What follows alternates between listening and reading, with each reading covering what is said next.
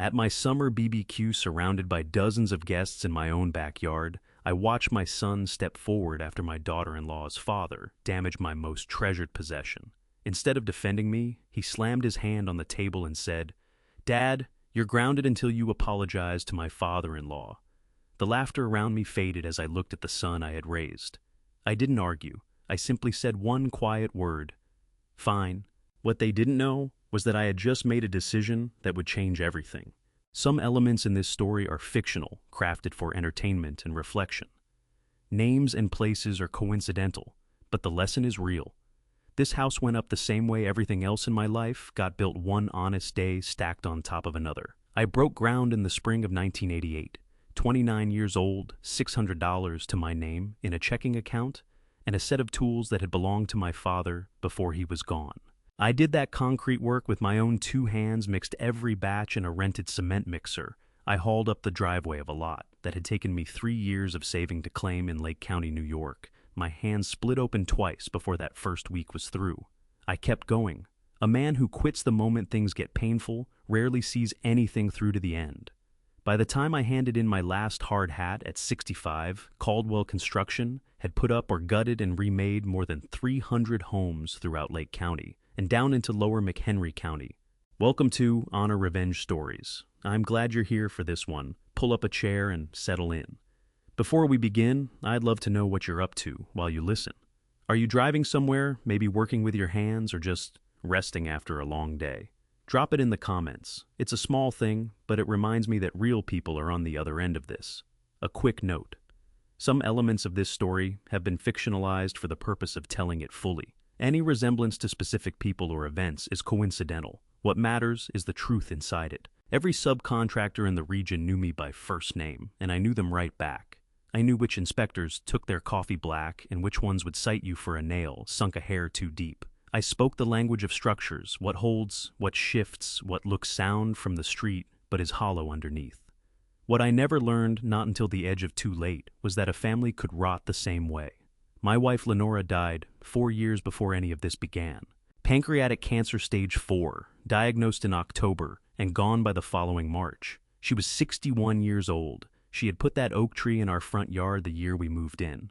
Every autumn I'd watch its leaves go the same deep amber she used to call the color of everything worth keeping. After she passed, I stayed in this house alone for a long time. Too long, maybe. I let the mail pile up in ways I never would have before.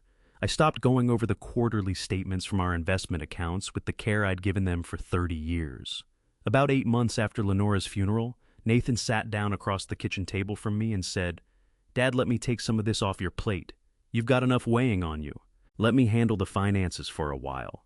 I studied my son, 35 years old, brown eyes that were his mother's to the last detail, and felt something loosen in my chest that had been knotted tight for months. "Okay," I said. "Thank you, son." That was the first mistake. I didn't know it yet. Nathan had been struggling with his import business for roughly a year when he called me that September. His company sourced industrial equipment components from suppliers in Canada and elsewhere, reselling them to contractors and manufacturing firms across the Northeast. He told me cash flow had tightened, that a major client had held back payment on a large order, and that he and Vivian needed somewhere to land while they restructured. "Just a few months, Dad." That's what he said.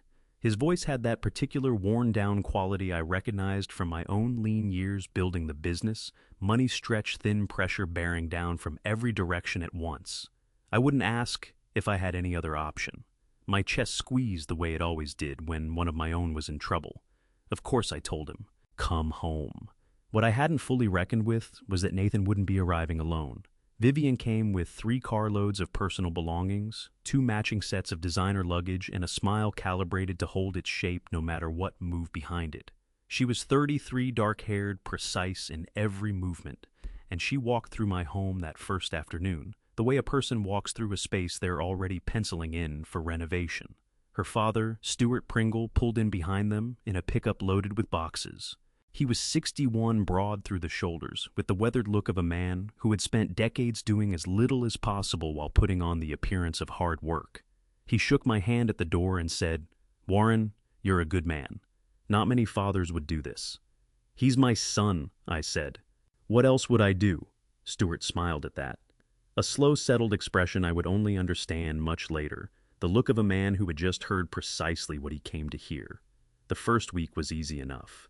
Nathan helped me clear the guest rooms. Vivian cooked dinner twice, and the food was genuinely good. Stuart kept mostly to himself, quiet and agreeable, and I told myself that the vague unease I felt watching him move through my house was nothing but an old man's possessiveness about his space. On the last evening of that first week, Nathan found me on the back porch watching the oak shed its earliest leaves of the season. He rested a hand on my shoulder, and when I looked up, his eyes were wet at the corners. "Dad," he said, his voice thick and unsteady, "you're the only one who never gave up on me. You know that, right? No matter what happened, no matter how bad things got, you were always there." My throat closed up. I reached up and laid my hand over his the way I used to when he was small and the world pressed in too hard. "That's what fathers do," I told him. He nodded jaw tight like a man holding something just barely in check. Then he squeezed my shoulder once and went back inside. I sat there until the porch light clicked on, at 6:00, the timer Lenora had set years ago that I had never adjusted, because adjusting it felt like admitting she wasn't coming back. I believed every word he said that night. That was the first mistake. There would be others. The changes started small. They always do. The first thing I noticed was the couch. Lenora and I had chosen that sofa together at a furniture store on Central Avenue in Evanston 17 years ago. It was a dark forest green color, wide enough that she could stretch out full length and still have room for the throw pillow she kept tucked against the armrest. I used to doze off in the armchair across from it during the evening news, and she'd rouse me by launching that pillow, with the kind of aim that embarrassed her, claimed lack of athletic ability. One Tuesday morning in October, I came downstairs to find it gone. In its place sat a large cream sectional that took up nearly the entire living room, still wrapped in plastic sheeting along the back cushions. Vivian was in the kitchen, making coffee, moving through the space with the ease of a woman who had lived there for years rather than 3 weeks. "Good morning, Warren," she said brightly, not turning around. "Do you want some? I made a full pot." "Where is my couch?" I asked. She turned then, holding 2 mugs. Her face carried the patient warmth of someone walking a child through something they should already understand. It was really worn, Warren. The fabric was pulling at the seams on the left side. We found this one at a great price, and honestly, it opens the whole room up so much better, don't you think? The muscles along the back of my neck drew tight in a way they hadn't since the last time a contractor tried to short me on materials and expected me not to notice. "I liked my couch," I said. "Of course you did." She set one of the mugs on the counter and gave me that smile again. "But we all live here now, Warren. We want the house to feel like home for everyone." I took the coffee. I didn't say anything further. Later, I told myself it was just furniture, that I was being rigid, that Lenora herself had always said I dug in against change too hard. I reasoned myself out of my own instincts the way I would learn to do again and again in the months that followed. The garage came next. I had kept my tools in that garage for 38 years. Every drawer of the rolling cabinet was organized to my own system. Socket sets by size drill, bits by diameter, the good levels hanging on the pegboard, exactly where my hand could find them without looking. Stuart began spending time in there, starting November 1st, just an hour here and there, then whole afternoons. I'd come back from my morning walks to find the door locked from the inside. "Stuart," I said one afternoon, rapping on the side door, "I need to get to my cabinet." There was a pause, then the sound of something being shifted, and then the door swung open. Stuart stood in the frame with a shop rag in his hand, wearing an expression that stopped just short of apologetic. "Sorry about that," he said. "I've been doing some work on a buddy's engine parts in here. Hope that's all right." He didn't wait for an answer. He simply stepped aside and let me pass, as though asking permission had been a gesture he'd already rendered meaningless. Inside, the rolling cabinet had been shoved against the far wall. 3 plastic storage boxes I had never seen before were stacked by the workbench, taped shut and unlabeled. A set of keys I didn't recognize hung on the pegboard where my best framing square used to be. "Stuart," I said, keeping my voice level, "this is my workspace." He gave a loose, dismissive wave in that easy way he had. "Family shares, Warren. You taught Nathan that yourself. That's what he always says. His dad taught him family shares." I retrieved what I needed and walked out without another word. Because something in my gut was telling me that whatever fight I picked in that garage was not going to stay there. When I raised it with Nathan that evening, his response hit harder than I was ready for. "Dad," He scrubbed a palm across his face, and what I saw around his eyes was a bone-deep weariness, not the kind a good night's rest fixes. Stuart's been in a bad place lately. He needs something to keep his hands busy or the depression gets hold of him. Can you cut him some slack with the garage for now? This isn't permanent. That garage is mine, I said. I know it is. Nathan's voice went softer, and his hand came across the table and closed around my arm, the way it used to when he was working me toward his point of view. But this is your family, Dad. Every one of us is trying to hold this together. Don't put walls up where there don't need to be any. I looked at the weariness carved into my son's face, and I let it go. That became the pattern of those months, letting things go. Vivian's new artwork going up in the hallway, where Lenora's watercolor had held that same spot for 20 years. Nights when the living room television ran past midnight, loud enough to come right through my bedroom floor. The morning I found Stuart at my front door signing for a delivery of unmarked boxes, my address on the shipping label written in a hand I didn't recognize. "What's in those?" I asked. "Supplies for the business," he said, lifting the first box and heading inside without a glance in my direction. "Nothing you need to concern yourself with." I stood there and watched him make 3 trips back and forth, and the quiet unease that had been lodged in the back of my mind since his first day under my roof began tightening into something with sharper edges. Late that same night, I was in the upstairs hallway when Nathan's voice reached me through the closed bedroom door, the room he and Vivian were sharing, measured, careful. The register a man drops into when he's certain no one can hear him. "Don't worry," he said. "He won't be a problem much longer."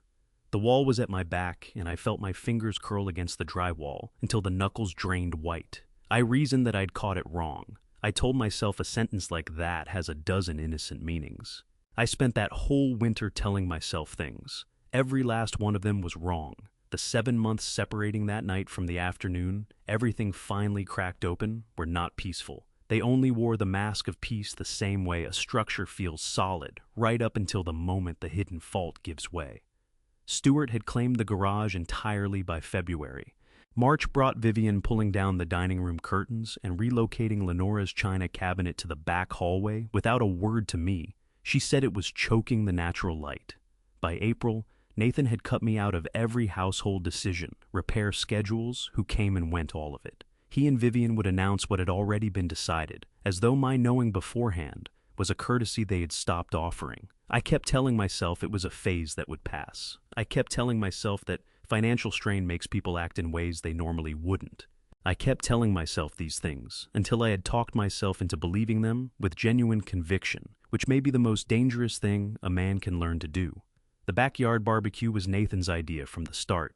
He floated it 2 weeks out, pitching it as a way to gather people and mark a new contract his company had supposedly closed. 70 guests, maybe more. He'd take care of every last detail, food setup, cleanup. I just had to show up and be present. I should have pushed back. Instead, I said, "Sounds good, son," and returned to my book on the porch.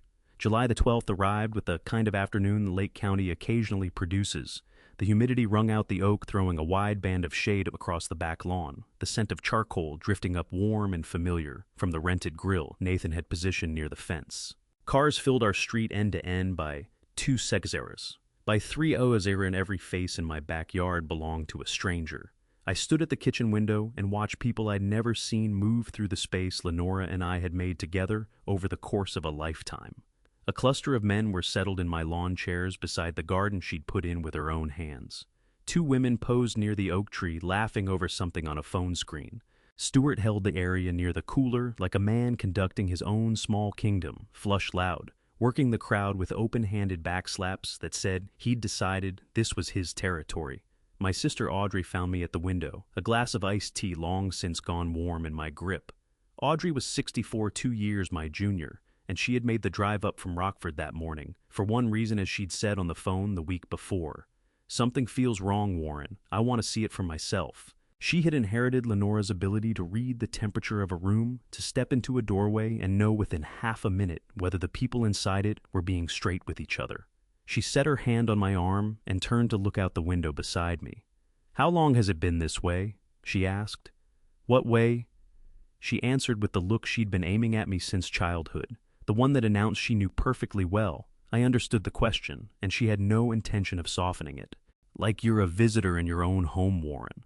Something clamped down hard inside my chest, and I had to put the glass on the counter before I dropped it. "I'm not a visitor," I said. "I'm just—" "Stop." Her voice didn't rise, but there was no give in it. "Don't dress it up for me." I had no answer for that.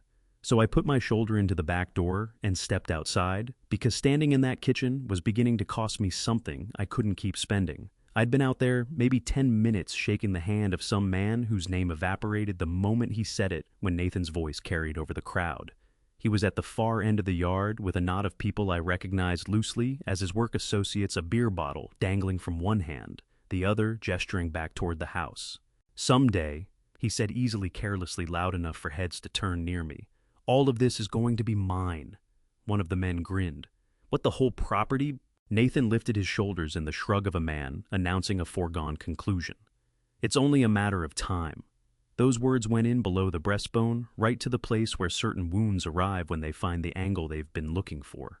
I stood there, sun on my face, my lawn packed with strangers, my son declaring my house his inheritance to anyone who'd listen, and felt a chill move through me that had nothing to do with the weather. I was still rooted to that spot, turning over what I'd just heard, when I registered that the Mustang was no longer in the garage.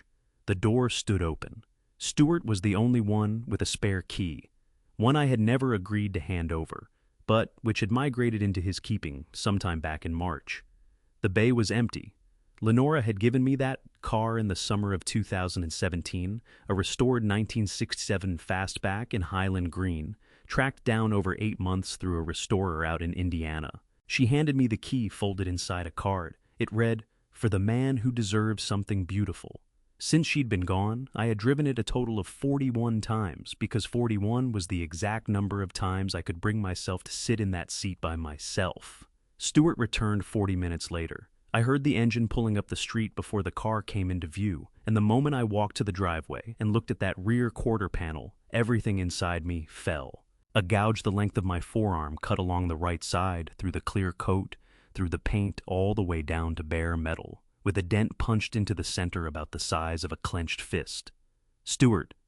The word came out of me quiet and stripped down, carrying nothing beyond the plain reality of what I was staring at. "What have you done?"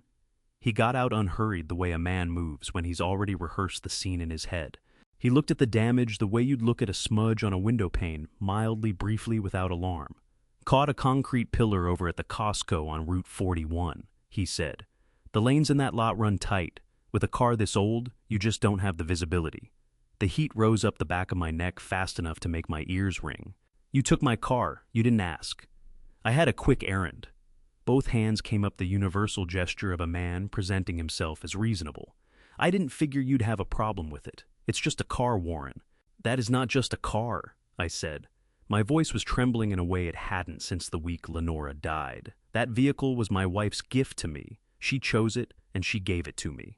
You had no right to put your hands on it." Several nearby guests had turned to look. Stuart's eyes moved to them, and something rearranged itself in his face, the calculation of a man resetting his performance for a new audience. "Warren," his voice slid into the patient, mildly wounded tone of someone being accused of something he considers unreasonable. "You need to learn how to share. We're family. Family doesn't keep score." Audrey had appeared at my elbow. I felt her hand close around my arm, steady and anchoring. "Warren," her voice was low and urgent. "Come over here. I need to say something to you. Last month when I visited, something in that garage was off. I took photographs because I didn't know what else to do, and I've been working up to telling you." Before another word could leave her mouth, Nathan's voice came down hard across the yard. It carried the way a voice does when the person using it intends to be heard. "Dad." Flat, heavy. None of the particular softness Nathan had always put into that word when he was a boy. I turned away from Audrey and looked at my son, standing maybe 15 FT from me. The first thing I registered was how he was standing shoulders squared, chin up, the posture of a man who has already decided his audience is with him. 70-some people fell quiet in my backyard. Nothing moved but the charcoal settling in the grill. Somewhere at the far end of the yard, someone's phone was still playing a song nobody was listening to anymore. "You're making a scene," Nathan said. "And Stuart made a mistake with the car. These things happen. You owe him an apology, and you need to let it go." The heat that had been climbing my neck for the past 10 minutes crested the top of my skull. "I owe him an apology. I said it back to him. Yes. His jaw didn't move. He's family dad. You humiliated him in front of all these people. Vivian stepped up alongside Nathan, arms folded loosely in front of her, wearing the same expression of patient tolerance she'd had the morning she explained to me why my sofa needed to disappear. Warren, she said, no one meant any harm. Can we all just move on? I looked at Stuart. He had positioned himself slightly behind Nathan's arms at his sides, his face arranged into the carefully neutral expression of a man who has engineered precisely the moment he wanted and is now content to watch it unfold. There was something behind his eyes, not guilt, not remorse, but a quiet, settled satisfaction that told me this scene had been rehearsed long before this afternoon. I turned back to Nathan, my son, the boy I had taught to read a tape measure on a Saturday morning when he was 8 years old, the two of us standing in the skeleton of a half-built house with sawdust on his sneakers and a look of total concentration on his face. The young man I had moved into college with, a truckload of second-hand furniture, my chest so swollen with pride I could barely get words out.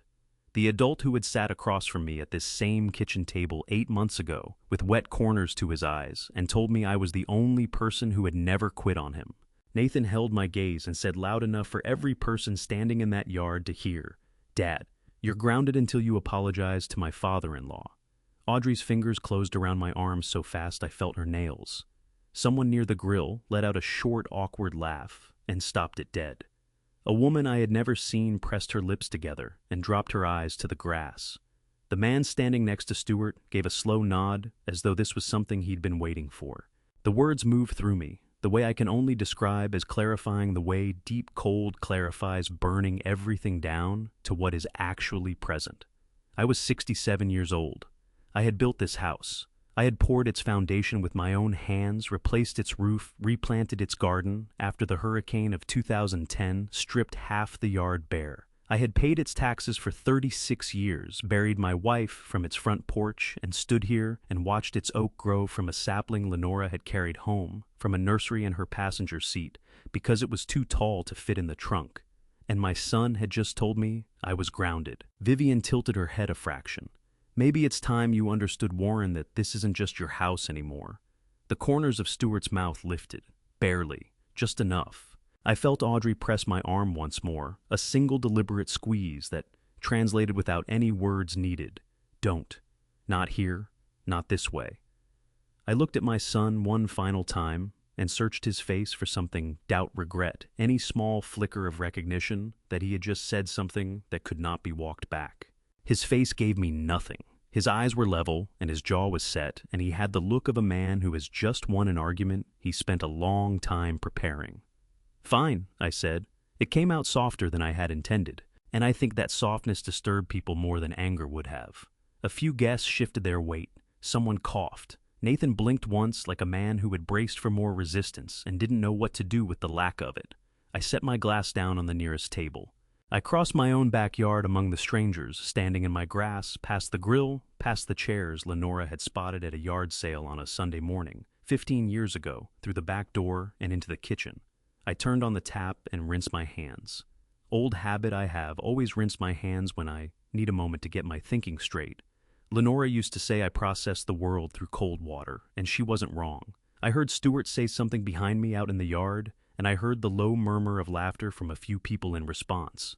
That sound went into me like a splinter, small, precise, and impossible to unfeel once it was lodged there. I dried my hands. Then, rather than going upstairs the way Nathan had clearly assumed I would, I walked down the hallway to my office. The room was dim and still afternoon light, pressing through the blinds in long, even bars across the desktop. I settled into the chair I had used for 30 years. I put both hands flat on the desk. Then I reached forward and turned the combination dial on the safe built into the lower cabinet, left, right, left. The sequence I had set the year I moved in and never once changed, and drew the door open. That safe had been untouched for more than a year. There had been no reason to open it. I had handed my son the finances trusted him, with the accounts trusted him, the way you trust the people you have loved for a lifetime. The way grief can make the ordinary machinery of living feel like more than one person ought to carry alone. My hands were not shaking. That surprised me. I had assumed they would. I reached in and lifted out the first folder. Outside, the party continued without me. music and voices and the particular laughter of people who believe they are enjoying themselves in someone else's home. The sound filtered through the walls of the house I had built, and it kept me company while I opened the folder and started to read. What I found in the first 10 minutes made my stomach go cold. What I found after that made everything else beside the point.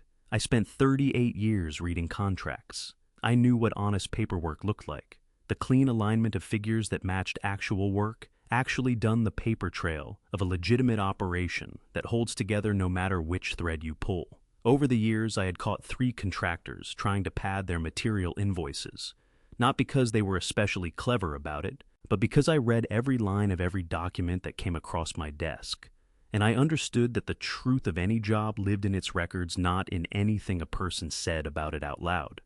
Inside the first 10 minutes of sitting at that desk, I knew something had gone badly wrong. The first folder held the quarterly statements from the joint account I had authorized Nathan to manage after Lenora passed.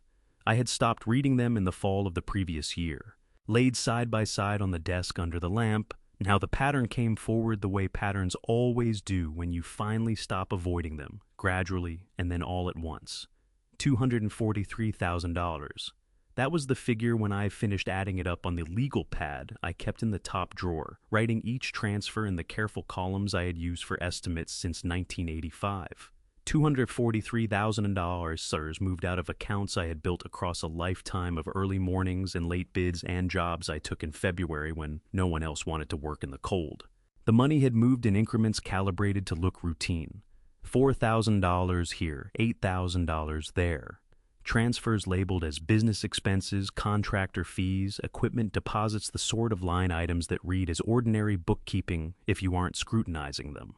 And I had not been scrutinizing them because I had trusted my son, and grief had worn away in me a discipline that 38 years of work had built. I pressed my fingers hard against my closed eyes until I saw white. My chest felt weighted down.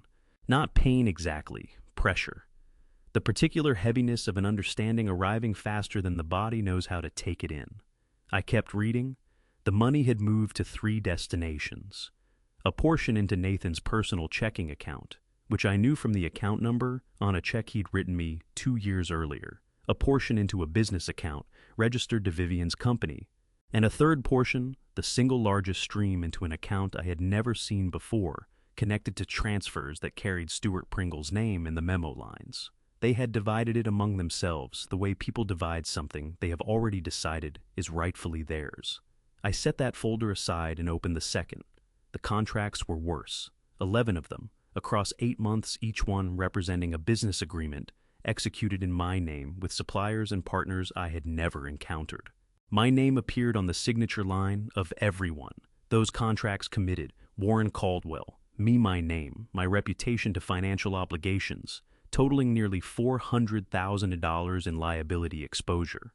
I pulled the oldest birthday card Nathan had ever given me from the bottom drawer of my desk, where I kept it because Lenora had helped him make it when he was 6 years old, and it still carried the uneven crayon letters of a child learning how to spell father. I held the card beside the signature on the nearest contract. The handwriting was close. Someone had studied mine with patience, but the pen pressure was wrong. The slight leftward lean I'd carried since a broken wrist in 1986 was missing, and the capital C in Caldwell had a loop that mine never made. My son had forged my signature, or someone in that house had, with Nathan's knowledge, on documents that could have left me exposed to financial ruin if the businesses behind them collapsed, which, given what I was beginning to understand about Nathan's company, was a real possibility. I turned to the third folder. The transactions inside it were of a different character. Smaller amounts, more frequent, coded with reference numbers rather than descriptive labels. I had spent enough years dealing with out-of-state suppliers to recognize the architecture of international transfer records, and what I was examining had the unmistakable shape of payments moving through a chain of intermediary accounts before reaching wherever they were going. Each transaction listed a receiving entity I had never heard of, and each carried an alphanumeric code that matched what appeared to be shipping manifest numbers. Cargo references, the kind of identifiers that track physical goods crossing borders. The company names in the memo lines were based in Mexico and Canada. None of them were familiar to me, but they had apparently been transacting with Warren Caldwell for the better part of a year. Outside, the party continued, Someone had pushed the music louder. The bass moved up through the office floor in a slow, steady pulse. And I sat at that desk with $243,000 in theft laid out before me in my own careful handwriting.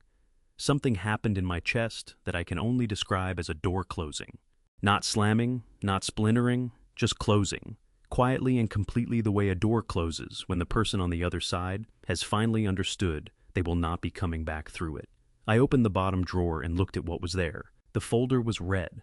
I don't know why the color stopped me. I had used red folders myself in earlier years for work that demanded immediate attention, bids with tight deadlines, contracts with penalty clauses, jobs where letting the paperwork sit cost you money. Red meant, look at this now. Red meant, this cannot wait. Someone in my house had learned that from me, or had arrived at the same logic on their own and had applied it to a folder sitting in the bottom drawer of my desk, in my office. In the house I had built as though the space and everything in it had already passed into other hands, and they simply hadn't found the right moment to inform me. I lifted it onto the desk and opened it. The first page was a floor plan. I recognized the layout the moment my eyes landed on it. The dimensions of every room, the window placements, the particular jog in the hallway just outside the master bedroom that I had designed myself. It created a linen closet without giving up width in the bathroom. I had drafted the original plans for this house on graph paper at the kitchen table of the apartment Lenora and I were renting before we broke ground.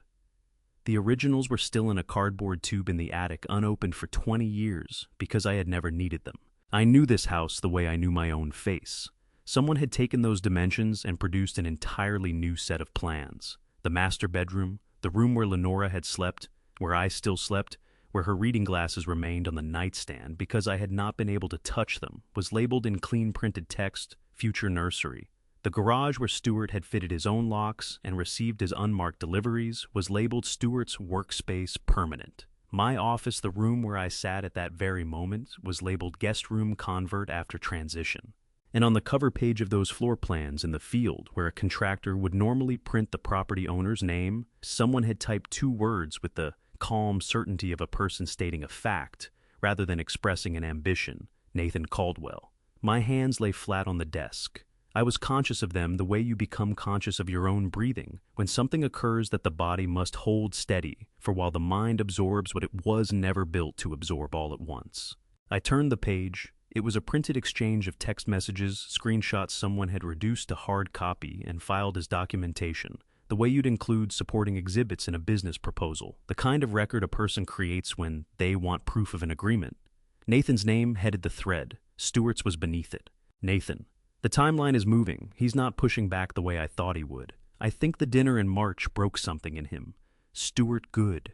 Keep it that way. Every time you back down, we lose ground. Stop apologizing to him. Nathan, I'm not apologizing. I'm managing him. Stuart, there's a difference between managing and stalling. We need him cooperative or absent, one or the other. Nathan, he won't be here forever. The house will be ours. I just need more time. Stuart, you've had time. Vivian's father doesn't wait forever either. Get it done. I read the exchange 3 times. The first time, because I needed to be certain I understood what I was seeing. The second time, because some remaining corner of my mind kept insisting I had missed some context, some framing that would bend those words into something other than their plain meaning. The third time, because by then I knew there was no other meaning, and I needed to stay with that knowledge long enough for it to become something I could carry. He won't be here forever. My son had written those words, about me. The son who had sat across from me with tears at the corners of his eyes and said I was the only one who had never given up on him, that same man had written to his father-in-law that I would not be here forever and the house would be theirs, and Stuart had told him to get it done. I set the pages down on the desk. Outside the window, the party had run its course.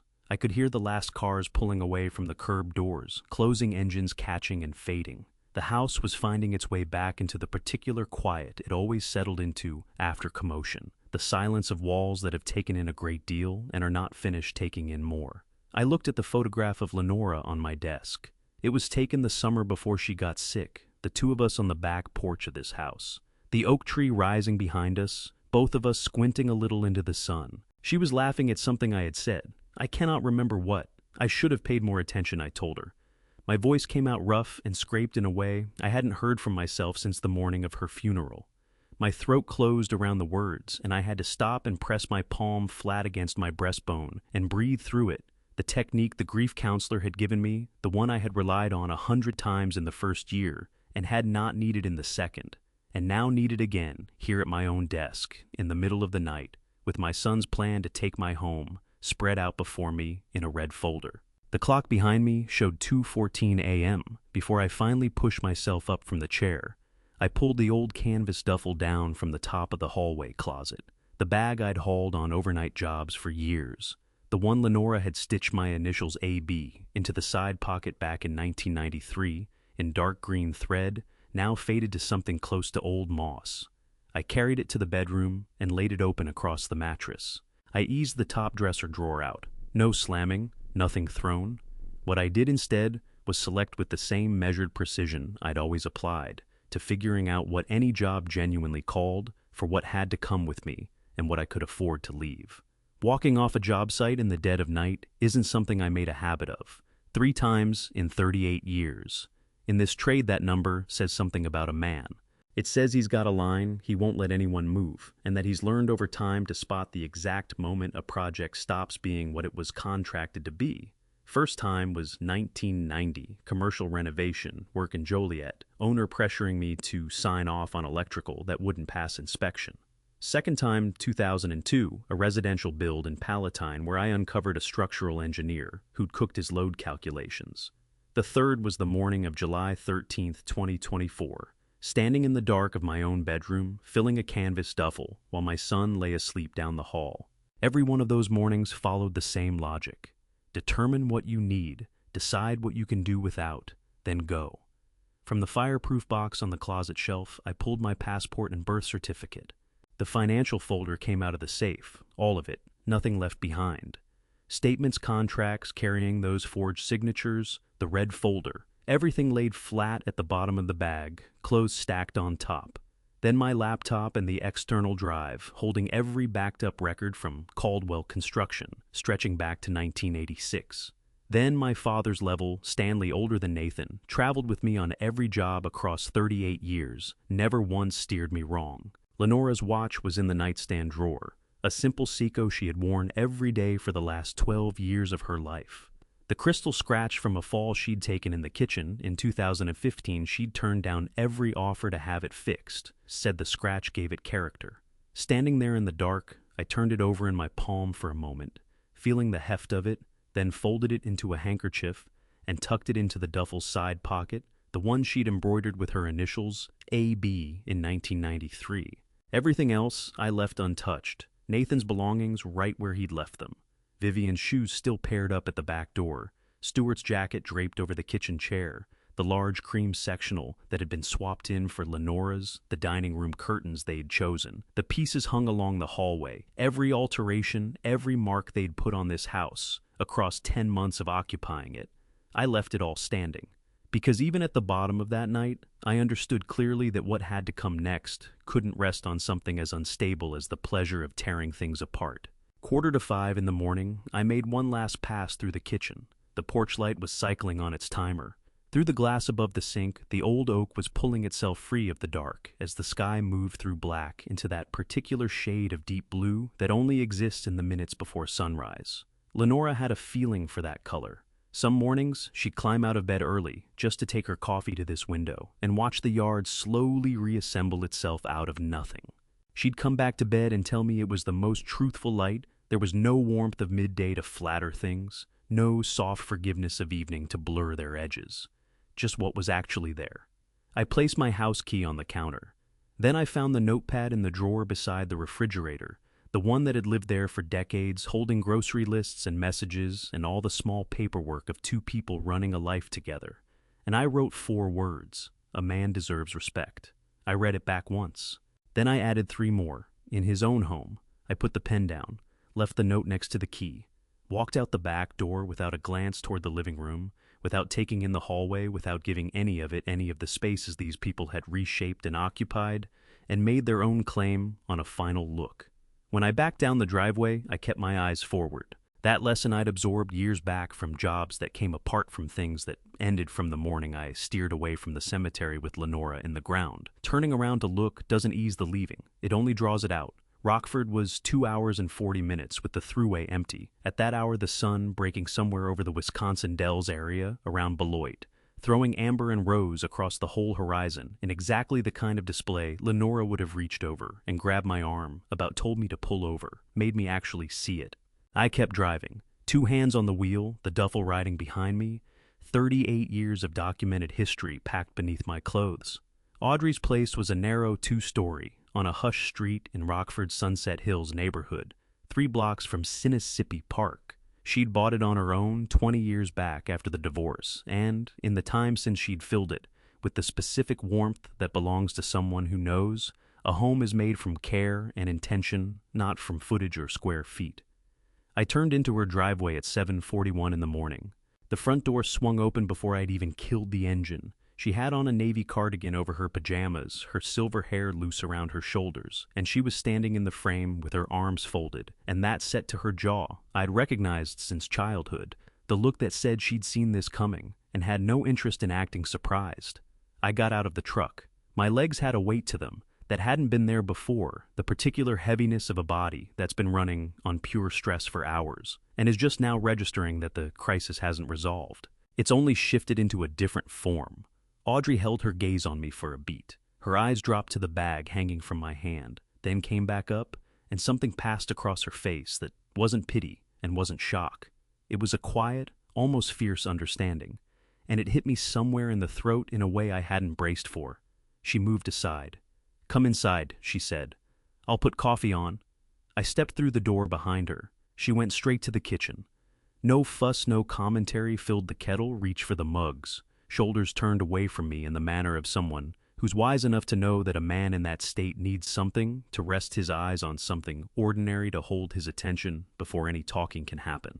I pulled out a chair at her kitchen table and sat. The light coming through the sink window was honest and level, exactly the shade Lenora used to rise early to catch.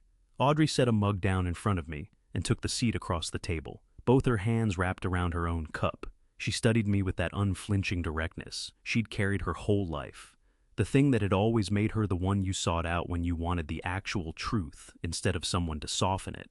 "How bad is it?" she asked. My throat had gone tight enough that each word had to work its way through separately. "Bad enough," I said. "Bad enough that I need you to finish what you were telling me last night before Nathan cut you off." Audrey lowered her mug to the table, slid her hand into the pocket of her cardigan, and set her phone down between us. "I've spent a month trying to work out how to say this to you," she said. Her voice held steady. Her hands, though I noticed, didn't quite. I kept thinking I must be reading it wrong. I kept looking for some other way to explain it. She met my eyes directly, and hers had gone bright with something hovering just at the edge of tears without quite becoming them. "Before I take you into what came next, what I found that could not be unfound and what it would demand of me, let me ask you something. If you discovered that someone close to you had been quietly working against you for years, would you confront them the moment you knew, or would you go silent and build your case first?" Warren, I don't think I was wrong." She turned the phone so the screen faced me and I looked at the first photograph. It showed the inside of my garage. I knew at the instant my eyes settled on it, the pegboard along the back wall where I'd always hung my tools, the oil stain on the concrete from a valve cover leak in the Mustang. I'd never properly sorted the slant of afternoon light that came through the one window above the workbench on clear days. The workbench itself was gone. Pushed against the far wall in its place, stacked 3 high, were large wooden crates. Each one was cinched down with heavy-duty industrial, strapping the kind you see on freight shipments, not household moves. And each one had a shipping label printed in Spanish. On the nearest, I could make out partial text, a company name I'd never come across, a city in Mexico, and a string of alphanumeric codes that matched the structure of the international transfer references I'd pulled from the 3rd folder in the safe. My stomach dropped, and it had nothing to do with not having eaten. "When did you take this?" I asked. 3 weeks ago?" Audrey's tone was measured, and even the voice she reached for when she was holding her own reaction in check. "I came by on a Thursday afternoon. Stuart wasn't there. He'd gone somewhere with Vivian. The garage door was up part way, and I could see inside from where I stood on the driveway." She paused, tightening both hands around her mug. I told myself it was probably nothing. Equipment for Nathan's business, something along those lines. But Warren, those crates were padlocked, every single one of them individually, and the labels weren't in English. She looked at me. You didn't say anything to me. No. She held my gaze and I could read the guilt in her eyes. Not the guilt of wrongdoing, but the harder, quieter kind that belongs to someone who held back what they knew and had been carrying that weight ever since.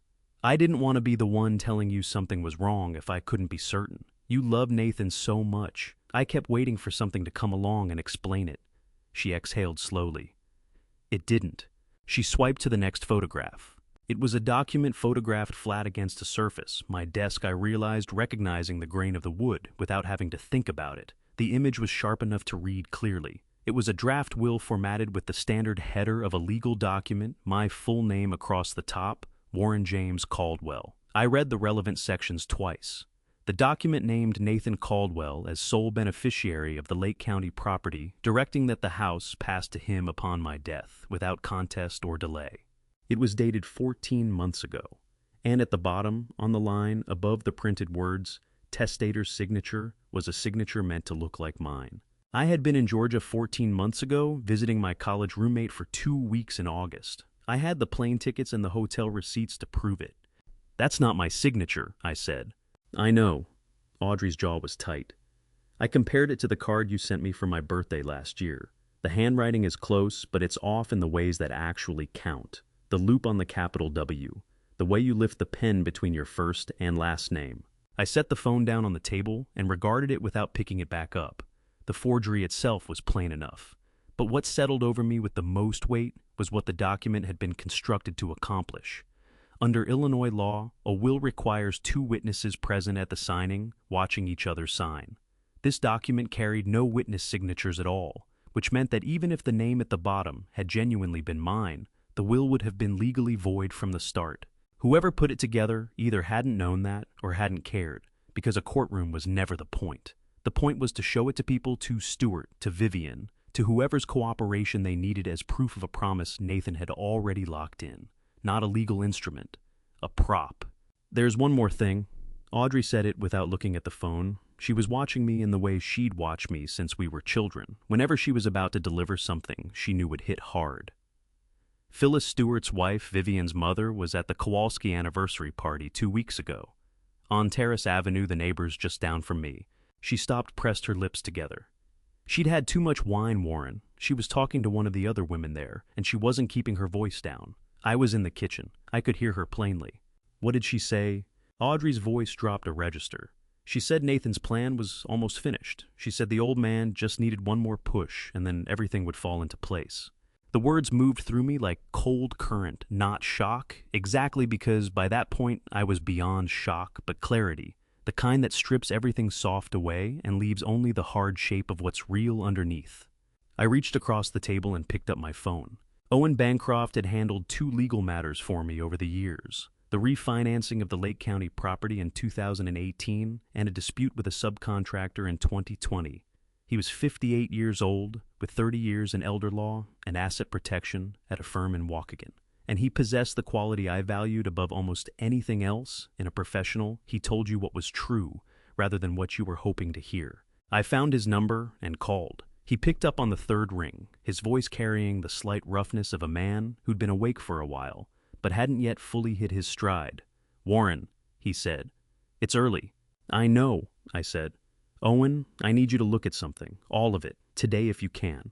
A pause, the particular kind that belongs to a man reassessing what kind of morning he's actually going to have. How serious? I looked at the photograph of the forged will on Audrey's phone.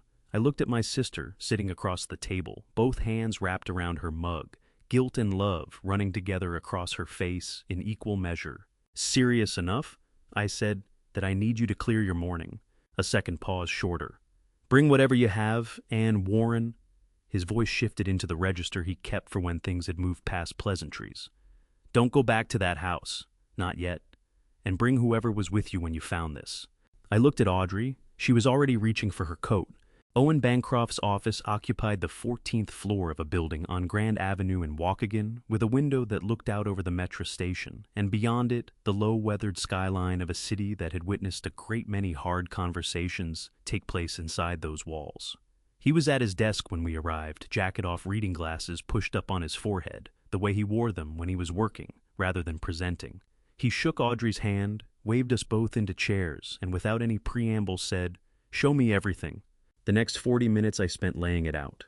The financial statements, the forged contracts, the red folder with its floor plans and printed text messages, the photographs Audrey had taken. I arranged it all on his desk in the sequence I had found it, and Owen moved through each piece the way a careful man works through evidence methodically, without comment, reading every page fully before setting it aside. When he was done, he took his glasses off and placed them on the desk. "Barnabal," he said, "what you've brought me touches 3 separate areas of Illinois state law. The forged contracts fall under forgery in the 2nd degree, a Class D felony, using your identity to execute financial transactions totaling well above $2,000 is identity theft in the 1st degree, and the $243,000 removed from your accounts without your authorization is grand larceny in the 2nd degree." He let that land. "That's before we even get to the draft will." "Which is worthless," I said. "Legally, yes. Illinois requires 2 witnesses present at the signing. This document has none." He tapped the photograph with one finger. "But it was used to lead people to believe a promise had been made and recorded. That's still forgery. A document doesn't have to hold up in court to be put to criminal use." Audrey leaned forward. "What about the crates in the garage?" Owen studied the photographs for a long moment. His expression shifted in a way I'd learned to read across 2 transactions and years of watching measured men work. It meant he was adjusting his sense of how large this thing actually was. "I carry a mandatory reporting obligation," he said. "Under Illinois banking law, when I come across evidence that suggests potential money laundering. What I'm looking at in these transfer records combined with physical goods of unknown origin moving through a residential address under a falsified identity." He stopped. "This goes beyond elder law, Warren. I need to make a call." He picked up his phone. He made that call with the 2 of us sitting there, speaking in the clipped shorthand of someone who had placed calls like this many times before. When he set the phone down, he looked at me with the directness I had always valued in him. "There's a special agent with the FBI's New York field office who needs to hear this straight from you," he said. "Her name is Celeste Navarro. She handles financial crimes and trade fraud." A pause. "Warren, you came in here thinking this was a family matter. It isn't. Not anymore." My chest tightened until I had to breathe through it deliberately, one slow expansion at a time. "I didn't come here to bring my son down," I said. Owen looked at me steadily. "I know that. But Warren..." He leaned forward, elbows on the desk, his voice dropping to the register of a man saying what has to be said, regardless of how it lands. "Your son may have already made that choice for both of you." Owen handed me a list. It was handwritten on a yellow legal pad, 4 items in his careful, unhurried script. And he tore the page free and passed it across the desk, the way a doctor hands over a prescription. Not as a suggestion, but as a course of treatment that needed to begin at once. The first item required the most explanation. "Your name appears as guarantor on 3 of Nathan's business loans." Owen said, "Under UCC Article 9, a personal guarantee on a commercial loan can be revoked with written notice to the lender for any amounts not yet drawn. The 2 loans that haven't been fully dispersed, we can remove you from those today. The third, the one that's already been drawn in, full, we address differently. That becomes part of the fraud claim. And the joint account frees the authorization. Not the account itself that requires a court order, and we're not there yet. But your authorization for Nathan to act on your behalf can be revoked unilaterally. You granted it. You can withdraw it." He paused. "The bank will require written notice. I'll draft the letter today." The third item on the list was a certified letter to go out to every business contact of Nathan's that Owen could identify from the contracts in the red folder, a formal statement that Warren James Caldwell had no current affiliation with financial interest in or liability for any transactions conducted by Nathan Caldwell or any entity connected to him. The fourth item was the one that cost me the most to actually do. I drove to the bank on the morning of July 15th and sat across from a branch manager named Loretta, a woman in her 40s with reading glasses on a beaded chain who carried the professional composure of someone long accustomed to hearing difficult things without letting them register on her face. I handed her Owen's letter and watched her read it. When she looked up, her expression was measured and neutral. "Mr. Caldwell, this will take effect within 24 hours. I do want to confirm you understand this will flag any pending authorizations and connected to the account." "I understand," I said. She nodded and began working through the paperwork, and I sat in that chair in the air-conditioned quiet of a bank branch in Waukegan and felt the specific unglamorous weight of doing the right thing after a long stretch of doing the comfortable thing instead. Nathan called for the first time that afternoon. I watched his name come up on my phone screen and let it ring through to voicemail. He called again 20 minutes later, then a third time, an hour after that, and by the fourth call, I had turned the phone face down on the table in Audrey's kitchen and gone to sit on the back porch with a cup of coffee that went cold while I watched a pair of blue jays work through the birch tree at the edge of her yard. The text came in at 9:00 that evening. "Dad, when you're done being dramatic, come home and apologize. This is embarrassing for everyone."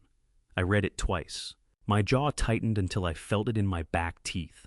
The word dramatic settled in me the way a splinter does, small and specific and impossible to shake. Because dramatic was what a man called a woman he expected to fold. And I had spent 67 years being the least dramatic person in any room I had ever walked into. I set the phone down without answering. 2 days later, Vivian left a voicemail. Her voice was measured and careful, threaded through with the patient sufferance she always brought to conversations. She had already decided she was winning. "Warren, we all want to resolve this. Nathan is stressed and he said things he shouldn't have. I think if you came home and sat down with us like adults, we could work through whatever misunderstanding has happened here." A pause perfectly timed. This kind of thing doesn't have to become a legal matter. She had used the words legal matter. I played that voicemail twice, then forwarded it to Owen without comment. He called back within the hour. "Vivian knows something is moving," he said. "That message is either a genuine attempt at reconciliation or it's designed to get you on record saying something that complicates the fraud claim. Either way, you don't respond." "I wasn't going to," I said. "Good." A brief pause. "Warren, the partners at Nathan's company have started calling the lenders directly. 2 of them contacted the bank this week asking about your status as guarantor. When they find out your authorization has been revoked, the calls are going to get louder." I looked out Audrey's kitchen window at the birch tree where the blue jays had been. They were gone now, the branches bare in the afternoon light. "Let them," I said, and I meant it in a way I hadn't meant much of anything in the 10 months since I'd made the mistake of trusting the wrong people with the keys to everything I'd built. On the evening of July 21st, Nathan sent one final message. "You're making a mistake, Dad. You're going to regret this." I read it standing at Audrey's kitchen counter, and what I felt was not anger and not fear, but something quieter and more absolute. The particular steadiness of a man who has already done the hardest part, which is not the leaving, but the deciding. I did not reply. I simply stopped being the wall between my son and the weight of his own choices, and gravity, as it always does, began to do the rest. The first call came on a Wednesday. I was sitting on Audrey's back porch with my second cup of coffee when her landline rang. She still kept a landline, the same number she'd had for 15 years, because she said cell phones made people too easy to ignore, and she had never wanted to be the kind of person who was easy to ignore. She answered it in the kitchen, and I heard her voice shift from greeting to careful neutrality within the first few seconds. She came to the doorway. "It's for you," she said. "A man named Teddy. He says he's a partner at Nathan's company." I set my coffee down and went inside. Teddy's voice was controlled, but strained at the edges, the voice of a man who had been told one thing for a long time and was now finding that the ground beneath it wasn't solid. "Mr. Caldwell," he said, "I'm calling because we received a letter this week stating you have no affiliation with your son's business. I want to understand what that means because Nathan has represented you as a financial backer on 3 separate agreements we've entered into over the past year. It means exactly what the letter says," I told him. "I have no affiliation with my son's business. I never authorized my name to be used in any capacity." A long pause. "Mr. Caldwell, there are signed documents." "Those signatures are not mine," I said. "I'd suggest you speak with your own attorney about what that means for your agreements." I heard the breath go out of him. Not dramatically, just the quiet deflation of a man recalculating everything he thought he knew. I hung up and stood at Audrey's kitchen counter for a moment, both hands flat on the cool tile surface, feeling the particular stillness that comes after you've said the true thing out loud for the first time to someone who needed to hear it. Stuart arrived on a Friday. I saw his truck from Audrey's upstairs window, the same pickup he'd loaded with boxes the day he moved into my house, now pulling slowly down her street, like a man who wasn't sure of his welcome and had decided to show up anyway. He parked in front of her house rather than the driveway, which told me he'd come prepared to leave quickly if it came to that. Audrey was at the front door before he reached the porch steps.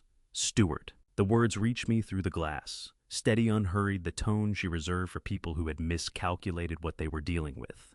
Turn around. Go back to wherever you came from. I just want to talk to Warren. The practiced confidence had drained out of his voice entirely. What replaced it was something unguarded, the sound of a man whose scheme was beginning to fracture, who hadn't yet committed to whether he would push ahead or cut his losses. 5 minutes, that's all I'm asking. You're not getting 5 minutes, Audrey said.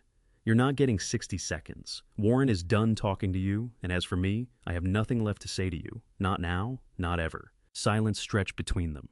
I'll call the police if you're still standing there. And Stuart, they know who you are. She didn't raise her voice for that last part. She didn't need to. I was watching from 2 floors above, and I saw the shift in him. His shoulders came down, his whole frame sagged slightly the way a man's body tells the truth before his mouth can decide what to say. He turned and walked away. Audrey came back in, made her way upstairs, found me where I'd been the whole time. He looked frightened, she said. That good was I told her. The call arrived that evening. I nearly let it go to voicemail. Blocked number 67 years had taught me that blocked numbers meant someone selling something, or someone unwilling to be traced. Something stopped me. Call it the kind of judgment you build over a lifetime of reading rooms that don't give you advance notice. Male voice. Middle-aged. An accent I couldn't quite pin down. Mr. Caldwell. Flat, certain, not asking. Yes. Your name is on paperwork tied to transactions in controlled goods. That's something you need to know. A beat of quiet. The people who put it there, they understand the window is closing. Things could accelerate. Who am I speaking with? The connection dropped. I set the phone down. My hand was still. I checked the way you check your own pulse after a near miss, deliberately, honestly. Steady. Breathing easy. What moved through me wasn't fear. It was something more like the cold, focused attention I relied on during my working years, when a structure gave way without warning, and everything depended on reading the situation right fast, before someone paid for the mistake with their body. I called Owen. He took in everything without a word until I was done, the way he always absorbed information that actually carried weight. That call originated from someone on the inside, he said. Somebody who knows what's passing through that garage and wanted you informed without leaving a trail back to themselves. He paused. Get word to Celeste Navarro tonight if you're able to reach her. The schedule just shifted. I had Celeste Navarro's number dialed before I'd even set down the phone from Owen. Second ring she picked up. I gave her the same account I'd given Owen, same sequence, same wording. Because when the situation is this serious, precision isn't optional. 3 seconds of quiet on her end. Mr. Caldwell, she said. We're in position. It's time. The morning they executed the warrant on my property, I was 40 stories above street level in Celeste Navarro's office at the Dirksen Federal Building in downtown Chicago, signing a notarized declaration that I had left the Lake County house on July 13th and hadn't set foot there since. The coffee she'd offered me was the worst I'd had since a Southside job site back in 1993, and I was drinking it anyway. Celeste Navarro, 42 years old, built for efficiency with the deliberate economy of motion that belongs to people who shed everything superfluous a long time ago. She'd gone through the full package Owen sent her in under an hour the week before. Then she'd called me with 4 questions. Each one cut straight to what actually mattered. I answered all 4 without having to think. When the 4th answer landed, she said one word, okay. I understood from the weight of it that we had crossed into new territory. Now she laid a folder on the desk and opened it. Warrant was served at 6:45 this morning. 8 agents on site. The garage was the focal point based on your sister's photographs and the financial transfer records. She rotated the folder to face me. Mr. Caldwell, I need to take you through what the agents found. Some of it won't be easy. Tell me, I said. The garage held 6 crates, not 3. Your sister had documented 3 during her visit. 3 more were delivered to the property over the following weeks. Celeste's voice stayed measured throughout the cadence of someone reporting facts, not building a narrative. All 6 crates contained industrial machinery components, precision machine parts, specifically for the manufacture of dual-use equipment.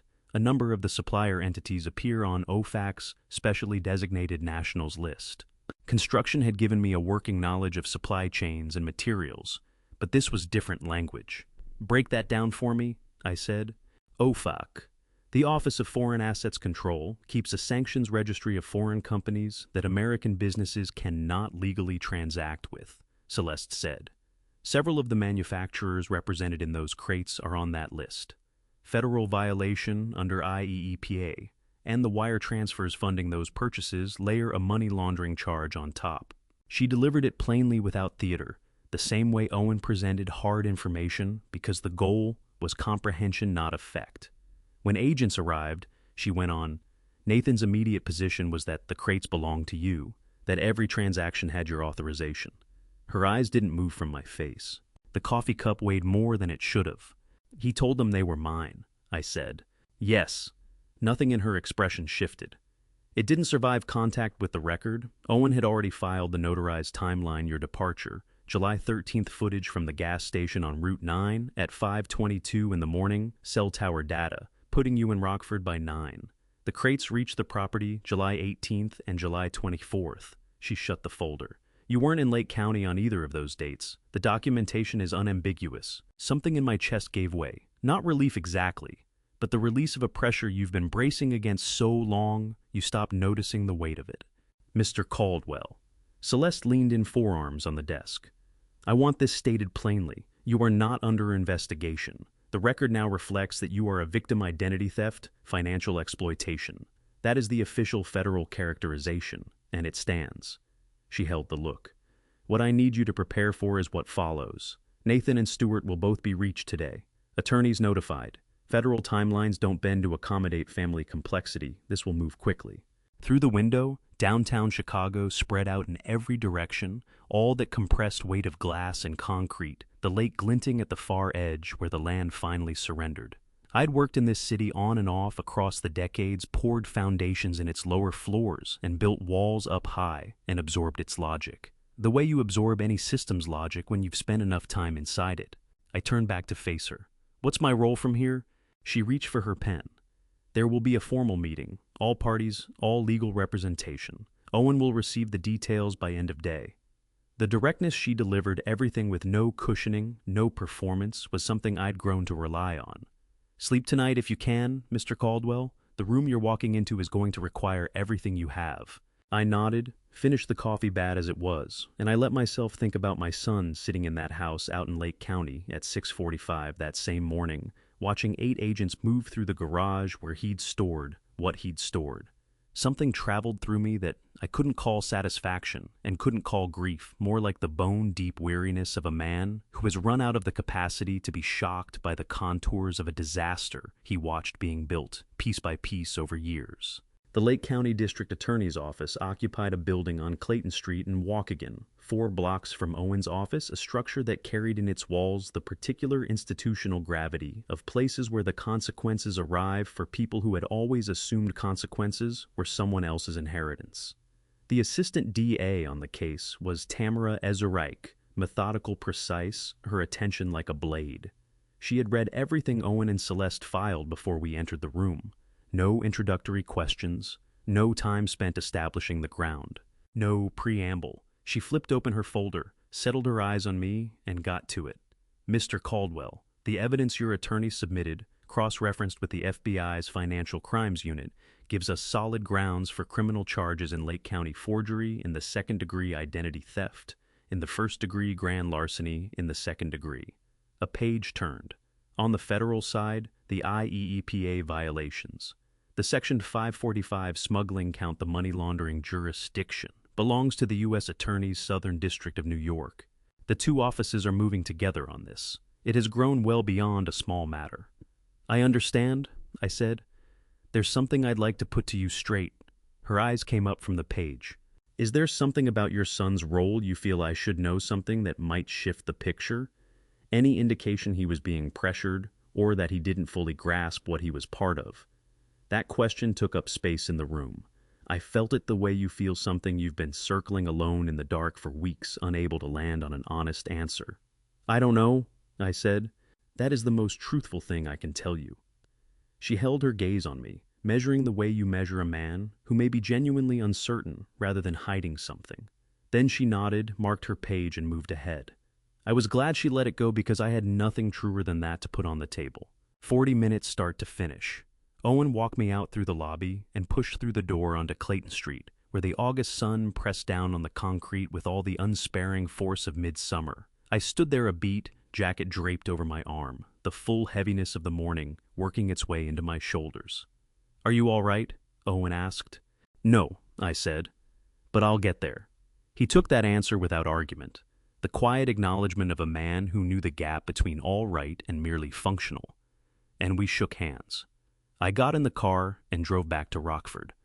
Audrey was at the stove when I came through the door, making the beef stew she always made when she didn't know what else to do, which I had learned over 60 years was her most reliable expression of love.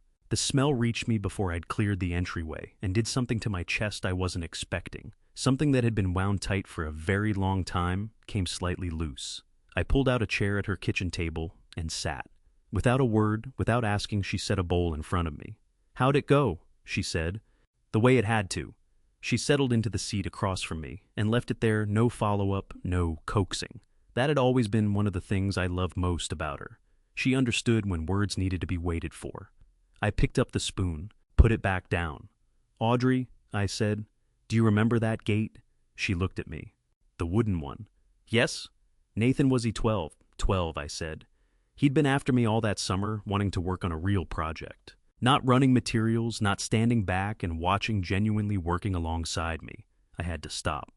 The memory carried a density that took a moment to move through. We built it on a Saturday morning. The two of us, nobody else. He measured every single board. Asked me to check his figures twice. Needed to know they were right. Something in Audrey's face gave way, a softening that pressed on the backs of my eyes. When we were done, I said, he stepped away from it and just stood there looking. Then he turned around and said, "Dad, I built something." The way he said it, like he'd found out something about himself that hadn't existed before that morning. I stared at the bowl. I told him every foundation has to be honest, son. You build on something crooked and eventually everything above it goes with it. He nodded as if he understood. I was certain that he did. The only sound in the kitchen was the low bubble of stew on the burner. Audrey reached her hand across and covered mine. I didn't pull away. There are times when letting someone comfort you is the most honest thing you can do. "Do you think he kept that?" she asked quietly. "What you said to him, I think he kept every word. What I can't say anymore is whether that made things worse or better." I lifted the spoon a second time. This time, it stayed in my hand. We were still at that table when the phone buzzed. Owen's name on the screen. "Warren." The register of his voice was different, that particular quality that meant something had moved. "Nathan found out about the DA referral this morning. He's convened a meeting through his attorney. All of them, Nathan Vivian Stewart, everyone's counsel included." A beat of silence. "They're asking for next week, all parties one room." I set the spoon on the rim of the bowl with care. "Are you ready for that?" Owen asked.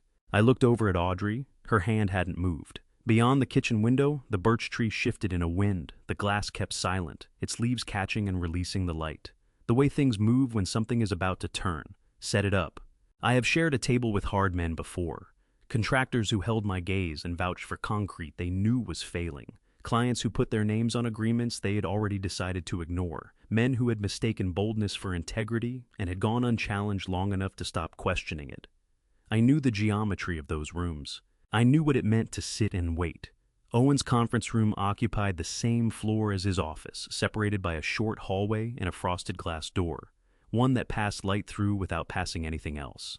The table was long and dark and built for permanence, the kind of piece you select because you want it to outlive whatever is said across it. Audrey sat on my left. Owen was on my right, a folder squarely in front of him, everything inside it. Every document, every photograph, every transfer record arranged exactly as we had mapped it out the evening before. Nathan and his attorney came through the door first. I could hear them approaching in the hallway. Nathan's voice dropped low and deliberate in the way of a man who'd been told exactly how to enter a room. He was wearing a jacket I recognized, charcoal gray, the one Lenora had given him for his 30th birthday. Seeing it landed somewhere I hadn't thought to protect a sudden sharp ache behind the sternum that I breathed through slowly and kept off my face. He took the seat across from me, held my eyes for 1 second, exactly, then looked somewhere else. Vivian followed with her own counsel, a woman I'd never seen before, who sat down and at once began organizing her papers with the clipped precision of someone marking her ground. Vivian herself held herself together, but the composure was thin at the edges, in a way I knew that telltale clench along the jaw she got when events had stopped following her script. Stuart arrived last. 61 years old, moving into the room with the bearing of a man who'd chosen nonchalance as his opening position. But the cracks were showing in places they hadn't before. His complexion was wrong. His hands dragging the chair out from the table had a faint tremble he couldn't quite suppress. Good said something inside me. Then I closed the door on that part of myself, because settling scores wasn't what I'd come here to do. Nathan's attorney led off a smooth, rehearsed passage about miscommunication, the toll of family pressure, the virtue of resolving this without letting it climb any further up the legal ladder. Owen let him run it out. I let him run it out. Then Owen reached into the folder. "Perhaps," Owen said, and his tone was the particular calm of a man who has spent 30 years in courtrooms and long since understood that stillness applies its own pressure. "We ought to examine what's actually on the table." He moved the first document across the surface, the bank statements.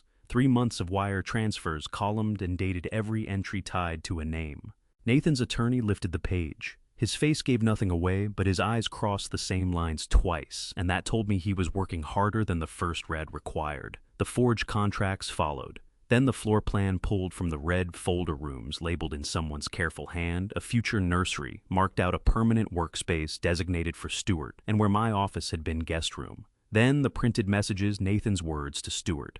Stuart's replies, the cold procedural tone of 2 men arranging a third man's future, as though he were an inconvenient column in a spreadsheet, rather than the one who'd built everything they were dividing. Stuart's attorney put his mouth to his client's ear. Stuart's jaw locked. Nathan sat with the messages in front of him and didn't look away for a long time, both palms flat against the table. His throat moved with a hard swallow, the visible effort of a man pressing something back down, that his body was trying to bring up. "Dad," he said. The rehearsed composure he'd carried into that room was gone. What replaced it was something unguarded, something younger. It reminded me of a boy of 12 standing before a wooden gate on a Saturday and announcing, "I built something." Dad, let me finish," I said. And here was the thing that caught me off guard. There was no rage in my voice when I said it. I had walked in expecting fury and discovered instead a cool, settled stillness. The kind that came over me on a job site once every measurement was taken, and nothing remained but to speak the truth plainly. I held his gaze across the table. "Everything I had, I gave you," I said. "The house, the trust, the name, the money, all of it, and you turned every last piece of it into a trap, and then sat back and waited for me to forget I was in one. I let that breathe. I didn't forget Nathan. It just took me longer than it should have." Stuart opened his mouth. Owen lifted one hand, no urgency, no drama, and Stuart closed it again. Then the door swung open and Celeste Navarro entered, setting 2 documents on the table, with no introduction and no commentary. One went in front of Nathan's attorney, one in front of Stuart's. Nathan's attorney lifted his copy, scanned the opening line, and lowered it again, with the deliberate care of a man containing his response. Stuart's attorney stayed on his feet to read his. A moment later, he dropped into his chair, leaned toward Stuart, and spoke to him in a register too quiet for me to make out. Stuart's complexion drained to something flat and gray like weathered cement. Vivian glanced at the document closest to her. Then she rose, ran both hands down the front of her jacket to smooth it, and addressed her attorney in a voice that was, I had to admit, impressively steady. "I need to speak with you privately right now." They left the room together. Nathan hadn't moved his eyes from my face. The rims had gone red now. That redness told the story, a man who hadn't slept, who had been holding himself upright through sheer, sustained effort, and whose reserves were at last giving out here in this room. His palms lay pressed flat against the tabletop. His knuckles had gone pale against the dark wood grain. "I didn't think it would go this far," he said, his voice breaking apart at the edges as it came out. "Dad, I swear to you I didn't think. I know I said, And what made it terrible, what lodged in my chest like something heavy, was that I meant it. The room cleared the way. Space is always clear. Once something has happened that cannot be undone fast, and with the hushed quality of people who have nothing left to perform. Owen and I remained at the conference table long after the others had filed out. The documents still lay scattered across its surface, and the chairs Nathan and Stuart had occupied were angled away from the table in the way chairs get when people leave in a hurry. Through the frosted glass panel, I caught the low murmur of hallway voices, attorneys trading shorthand the way contractors do when they're assessing damage, and then the sound of footsteps receding, and then silence. Owen filled 2 glasses from the water pitcher on the credenza and placed one in front of me without making it a question. Vivian's attorney reached mine 20 minutes before we sat down, he said. She had already begun to move. I figured, I said. She's shrewd, he said. Not a compliment nor the measured observation of someone who had logged 3 decades watching people choose under pressure and developed an eye for the ones who still calculated correctly when the structure around them was collapsing. The weeks that came after carried the unmistakable texture of aftermath. Not peace, not resolution. Something closer to the bone-deep tiredness that sets in when a crisis has crested and the remaining business is grinding through systems that no longer need you to manage them every hour. Owen handled all the back and forth. Celeste Navarro managed the federal side. My own days were mostly waiting and fitful sleep and long hours on Audrey's back porch watching a pair of blue jays work through the birch tree at the edge of her yard, trying to find language for things that weren't ready to be said. Vivian executed the cooperation agreement 3 weeks after that meeting. Owen phoned on a Tuesday afternoon, his tone calibrated to the kind of neutral he deployed when news was coming that would settle somewhere complicated. She handed them everything, he said. A complete account how the scheme took shape, who set it in motion and when. And, I said, silence for a beat. Warren, the plan was Stuart's from the start. He let that land. Per Vivian's statement, Stuart made contact with her roughly 2 years before the marriage to Nathan. He'd marked Nathan as the route to your holdings and worked with Vivian on how to cultivate the relationship. Nathan had known portions of it. According to Vivian, he understood Stuart was directing things that some larger design was underneath it all. But the framework, the financial engineering, the forged paperwork, the imported goods that was Stuart's construction. Nathan was aware. He just hadn't drawn up the plans. I sat with that for a long while, not because it erased what Nathan had done. He had known, and knowing he had turned his face away, let the machinery keep running, shielded his marriage and his circumstances, while his father's safety and dignity were quietly dismantled. That was real weight. No man walks away from that clean, but it did alter the shape of what I'd been carrying all this time. A son who builds the mechanism that destroys his father is one thing. A son who watches it being built by another man and decides not to interfere and tells himself the distinction absolves him is something else. Both are failures. Only fools would argue otherwise. But in construction, as in everything, getting the diagnosis right is not the same as writing off the damage. It is simply the honest starting point for understanding what you are actually facing. And Stuart, I asked. He held on until Vivian's full statement was in the record, Owen said. When he grasped how much she'd given them, he tried to work out his own deal, but that window had already closed. He'll carry the full weight of the federal charges. And Vivian, she forfeits the business assets, pays back a share of what was moved, and takes a 5-year ban from the financial industry. She's leaving New York. A pause. Warren, she delivered what they needed. That's what the arrangement was built on. I turned toward Audrey's kitchen window and looked out at the birch tree. The leaves were just beginning to bronze at their tips, autumn pressing in quietly from the margins. Where does that leave Nathan? I asked. That depends on what he chooses to do inside the next 30 days, Owen said. His attorney is still in talks. The federal exposure is the piece that matters most. If he cooperates fully, the guidelines move in his favor. If he doesn't, he didn't complete the thought. I didn't press him to. Celeste Navarro phoned that evening. She walked me through how Vivian's account had been backed up by the financial records by the communications pulled during the search by Stuart's partial cooperation. The case, she said, was airtight. She told me I had conducted myself correctly throughout, and that the result was going to show it. Mr. Caldwell, she said just before ringing off, I want you to understand, after 20 years in this work, it's rare that I see someone navigate something like this the way you did, without escalating it, without handing anyone a weapon to use against you. A short pause. That matters? I thanked her and set the phone on Audrey's kitchen table. The pot from 2 weeks back still sat on the stove, clean and dry, and I looked at it and thought about my son living for years in Stuart Pringle's shadow, arriving at choices I couldn't justify and couldn't fully make sense of. And somewhere in my chest, something shifted, nothing as large as forgiveness, nothing as clean as absolution, but maybe the first faint movement in that general direction. I drove back to Audrey's and sat behind the wheel in the driveway for a long stretch before I got out. I still had no clear answer for what to do with everything I now knew, but something was different. From the street, the house looked unchanged. The same oak tree Lenora had put in the ground 20 years ago stood there with its edges just starting to color the way they always did in September, amber first at the tips, the warmth inching toward the center. Same crack in the driveway I'd been intending to fill since 2021.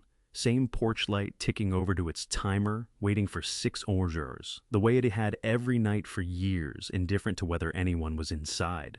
I sat in the truck a few minutes longer before walking up. The front door still took my key. That one small fact that a key I possessed still turned in a lock I had hung there myself in 1996 did something to my composure that I hadn't seen coming. I had to stand in the doorway a moment, one hand braced on the frame, before I could bring myself to cross the threshold. The house was empty. Vivian and Stuart's belongings had been cleared out by their attorneys the week before. Owen had arranged it that way deliberately, so I wouldn't return to find the evidence of their residency still occupying every room. What was left was mine, my furniture, my books, my dishes in the cabinet above the sink, the watercolor Lenora had painted of the Wisconsin Dells area in 2008, that someone had moved from the hallway to the back of the linen closet, and that I found and carried back to its nail with hands that weren't as steady as I would have liked. I moved through every room, not hunting for anything in particular, just walking the spaces the way you walk through a place, relearning its scale, re-establishing your claim to it. When I got to the kitchen, I stopped. The table was exactly where it had always been. The 2 chairs Lenora and I had used every morning for 19 years, the ones with the worn patches on the armrests from years of elbows and coffee cups and the quiet pressure of a shared life. I pulled out her chair and sat down in it, the one I had never once taken, not in 4 years since she died. I put my arms on the table and my head down on my arms, and I cried. Not the controlled, measured grief I had permitted myself in the months after Lenora's funeral, parceled out in private, so it wouldn't interfere with the business of continuing to function. This was something different, heavier and less composed entirely, past my ability to contain the kind of weeping that comes when a body has been braced against something too long and finally understands the bracing is finished. I cried for Lenora, for the chair beneath me that still held some trace of her I couldn't name. I cried for the boy of 12 who had stood before a wooden gate with a hammer in his hand and believed he was building something durable. I cried for the man I had been a year ago, the one who had handed his son the keys to everything he'd spent decades constructing, because grief had made him careless, and love had made him willing to believe what he needed to believe. I cried until there was nothing left, which took longer than I anticipated. Audrey arrived sometime after. I heard her key in the front door, her footsteps coming down the hallway, and then she was standing in the kitchen doorway, still in her coat, reading the scene without flinching the way she had read difficult things her entire life. She sat down in my chair on the other side of the table. She said nothing. She just reached across and covered my hands with both of hers, and I let her. We sat there together in the kitchen of the house I had built until the porch light clicked on at 6:00, and the room shifted from the flat gray of late afternoon to something gentler. My phone buzzed on the table between us, an unfamiliar number. Something told me to pick up. "Dad." Nathan's voice came through the line, fractured and barely held together, worn down to something I hadn't heard from him since he was very small and very afraid. "Dad, I'm not asking you to forgive me. I needed you to hear that I'm sorry, for all of it." My throat closed over everything I might have said. I could hear him breathing on the other end, the ragged, uneven breathing of someone who'd been crying and hadn't stopped. And I understood, sitting there in Lenora's chair in my own kitchen, with Audrey's hands covering mine and the porch light on outside, that sorry was not sufficient, and was also in that moment everything he had left to offer. "I know you are," I said. It was the most truthful thing I could give him, and for now it was enough. The Waukegan Courthouse stood at the corner of Grove Street and Clayton Street, a building I had driven past 1,000 times across 38 years, without once imagining I'd sit inside it for this reason. November had arrived cold and clear, the kind of upper Midwest autumn that strips the last leaves off the oaks and leaves the sky a hard, vivid blue that carries plenty of light and no warmth at all. Audrey sat beside me in the gallery, her shoulder against mine, hands folded in her lap, with the quiet steadiness of someone who has decided to be whatever the person beside her needs. The 2 months between Nathan's phone call and that morning had moved the way time moves when you're waiting on something inevitable, slow when you paid it attention, then suddenly consumed when you glanced up and found yourself already at the far end of it. Nathan had cooperated with the federal investigation in the final weeks, which Owen said would be reflected in the sentencing, though reflected was a measured word that committed to nothing specific. Stewart had not been so fortunate. He sat at the defense table in a gray suit that looked as though it had been purchased for a different version of this day, hands folded in front of him, his expression carrying the particular vacancy of a man who has burned through every available response and is now simply enduring what remains. His attorney had negotiated what was negotiable. It hadn't been nearly enough. Nathan sat at the adjacent table. He looked older than he had in August, not dramatically, not the sudden total aging you see dramatized on screen, but in the incremental specific way that consequence ages a person when it arrives in full measure and has to be absorbed rather than outrun. There were creases around his eyes that hadn't been there before. His shoulders bore a weight that was absent the night he stood in my backyard and told 70 strangers that one day all of this would be his. The judge read the findings in the even cadence of someone for whom this was an ordinary Tuesday, which it was. Nathan Caldwell forgery in the second-degree identity theft, in the first-degree conspiracy to commit money laundering, guilty on all counts. Stuart Pringle the same counts, plus the primary IEEPA violation, and the smuggling charge under Section 545. Guilty. Sentenced to serve. I did not feel what I had expected to feel when those words landed. I had braced for something, release or satisfaction, or, at the very least, the clean sense of closure that comes when something long unresolved finally settles. What came instead was quieter and less dramatic. Something closer to the feeling, at the end of a very long job, the final inspection passed, the keys handed over standing inside the finished structure, one last time before it belongs completely to someone else. It was done. That was all there was to it. When the judge finished and the room began to stir, Nathan turned in his seat. He found me in the gallery the way I had found him across the years, at graduations, at holidays, on the ordinary Tuesdays that make up most of a life, without searching, without needing to look twice. The particular recognition of two people who have known each other long enough that the finding is automatic even when everything surrounding it has changed. We looked at each other across the courtroom. I didn't nod. I didn't smile.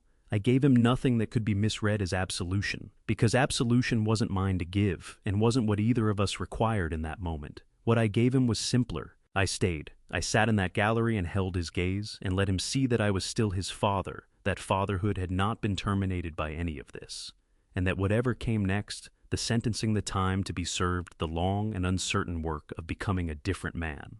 On the other side of it, he would enter it, knowing that one person had remained in that room and not turned away. Audrey touched my arm.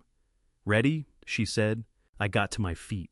"Yes," I said, and I meant it in a way I hadn't meant much of anything for a very long time. It came on a Tuesday in December, a plain white envelope in the mailbox. The address handwritten, a return zip code I didn't place until I studied it a second time and recognized what state it was from. I stood at the foot of the driveway in the cold morning air, holding the envelope in both hands, the oak tree stripped bare overhead, and the sky that flat, indeterminate white of a day deciding whether to snow. I brought it inside, set it on the kitchen table, and made coffee first. That was deliberate. 67 years had taught me that anything worth reading deserved to be read when you were settled, not when the moment's urgency made you reckless. I poured the cup. I sat down in my chair, not Lenora's, the distinction still meaning something to me that I hadn't fully sorted out, and I opened the envelope, Nathan's handwriting. Uneven in places the way a hand gets when the person holding the pen is carrying something larger than the act itself. "Dad, I've been trying to write this for 2 months, and I keep throwing it away because nothing I put down sounds like what I actually mean. So I'm going to stop trying to make it sound right and just say it. I thought because you always forgave me, I had the right to take from you. I told myself that what I was doing wasn't really hurting you, that you had enough that families share things. I told myself a lot of things that weren't true, because the true things were harder to live with. The only person I truly hurt was the one who always wanted to protect me. I don't expect anything from you, not forgiveness, not a response, not anything. I just needed you to know that I understand now what I didn't understand then. I'm sorry, Dad, for all of it. I read it 3 times. The first to understand the words, the second to let them carry their full weight, the third because some things need to be read more than twice before a person can fold them away and move on. I creased the letter carefully and left it on the table. Then I pulled on my jacket, walked out to the garage. The Mustang sat where it had always sat, same corner, same light. The Highland green paint picking up the gray December morning through the single window above the workbench. I had spent most of October and half of November out here in the evenings. After Audrey went home, working on the rear quarter panel that Stuart had scraped against a concrete pillar at the Costco on Route 41. I had done it the way I always did. Work that mattered to me alone unhurried my attention on the thing itself, rather than on getting done with it. The paint match wasn't perfect. It never is on a car that old, but it was close and honest, and it was mine. I opened the driver's door and settled in behind the wheel. I didn't turn the engine over. I just sat in the stillness of that garage with both hands resting on the wheel, taking in the familiar diameter of it, the slight roughness of the leather wrap that Lenora had touched 10,000 times before I ever had. I thought about the summer she gave me this car, the expression on her face when she handed over the key, not the look of someone presenting a gift, but the look of someone who has done a thing exactly right and knows it. I thought about Nathan at 12, sitting in the passenger seat of this same car on the way to pick up lumber for the gate project, firing questions at me about wood grain and load-bearing joints with the single-minded intensity of a child who has just discovered that the world is built of systems that can be learned. Every foundation has to be honest, son, otherwise the whole thing falls. I held that thought for a long time. Then something happened that I hadn't anticipated and couldn't have arranged. I smiled. Not because any of it had been painless, not because the damage was undone or the losses recovered, or the version of my son I had loved most was somehow returned to me whole, but because I was sitting in a car my wife had given me in a garage I had built in a house whose foundation I had poured with my own hands 36 years ago. And I was still here. That meant something. It meant a great deal. I reached into my jacket pocket and pulled out the letter. I looked at it one more time. Nathan's unsteady handwriting, the words that had taken him 2 months to get down on paper. And I thought about what it costs a person to finally say the true thing after a long stretch of saying everything else. I knew something about that cost. I put the letter back in my pocket, went inside, and sat down at the desk in my office. My office, not a guest room, not a conversion mine, and pulled open the top drawer. I took out a sheet of paper and a pen and began to write. If there is one thing this year made clear to me, it is this: the most dangerous thing a man can do is mistake love for surrender. I gave my son everything I had. My house, my name, my trust, my silence. And I told myself that was what a good father did. It wasn't. It was what a frightened man did, a man too afraid of losing what remained of his family to defend what remained of himself. Don't do what I did. Don't wait for someone to take everything before you decide your dignity is worth protecting. Don't let grief make you careless with the things that matter most. I am not a perfect man, but I am still here. And somewhere inside the hardest year of my life, God showed me that the truth does not need your help to endure. It only needs you to stop concealing it. These are grand stories. They don't make headlines, but they live in the bones of real families everywhere. A revenge story doesn't always look like anger. Sometimes it looks like a quiet man opening a safe at midnight and finally deciding enough. That is what this story was. If you stayed with me to the end of this story, I want to thank you. Truly, this one was not easy to carry, and it was not easy to tell. I have thought a long time about what this year cost me: the house, the trust, the version of my son I had believed in, and what it gave back was something I did not expect: clarity. I believe God does not waste the hardest seasons of a life. The Lord's timing is not always what we would choose, but looking back I can see that every door that closed was closing towards something true. If you are somewhere in the middle of your own family revenge story, or if you know someone who is, I hope what Warren's journey offered is this: do not confuse patience with permission. Letting something continue is a choice, and you are allowed to choose differently. Know what you own and protect it. Check your accounts, your documents, your name. Do not hand anyone the keys and walk away. When the people around you rush you, slow down. The person trying to hurry you is rarely doing it for your benefit. And for those of us in the adults to 50-plus season of life, do not let grief or loneliness make you careless with the things that took a lifetime to build. You have earned the right to protect them. If this story moved you, leave a comment and tell me what it brought up for you. Share it with someone who might need to hear it, a friend, a sibling, anyone who feels like they are losing ground. And if you haven't yet, please subscribe to Honor Revenge Stories. There are more of these to come, and every one of them matters. Thank you for being here. Take good care of yourself, and I will see you in the next one.